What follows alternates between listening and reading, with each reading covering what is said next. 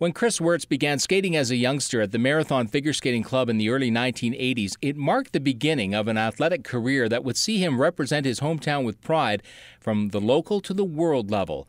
Finding a mentor and coach in his brother Paul, it wasn't long before he was dominating all disciplines of the sport.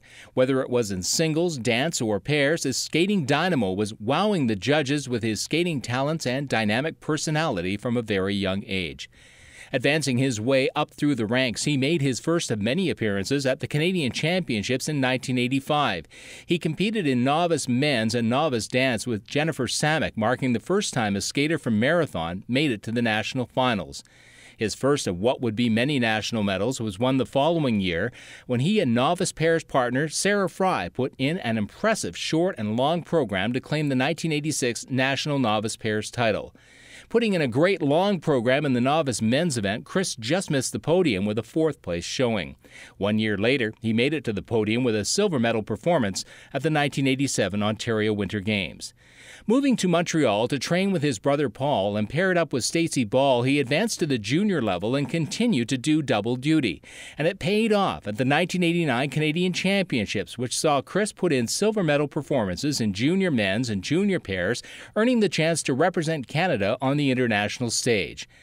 Joining forces with Ball for senior competition, their bronze medal performance at the 92 Canadian Championships in senior pairs earned them a standing ovation and a spot on the 1992 Canadian Olympic team, where they represented their country with distinction at the Games in Albertville. Their 12th place Olympic finish was followed up by a 10th place showing at the Worlds that year.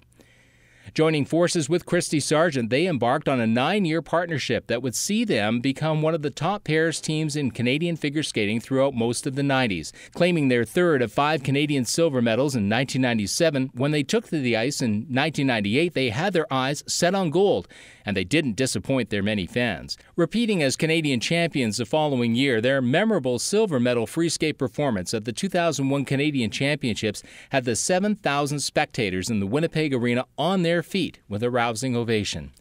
Competing internationally, they won a number of medals, including gold in 1994 and silver in 1999 at Skate Canada, silver in 1998 at Skate America, and silver at the 1999 Four Continents.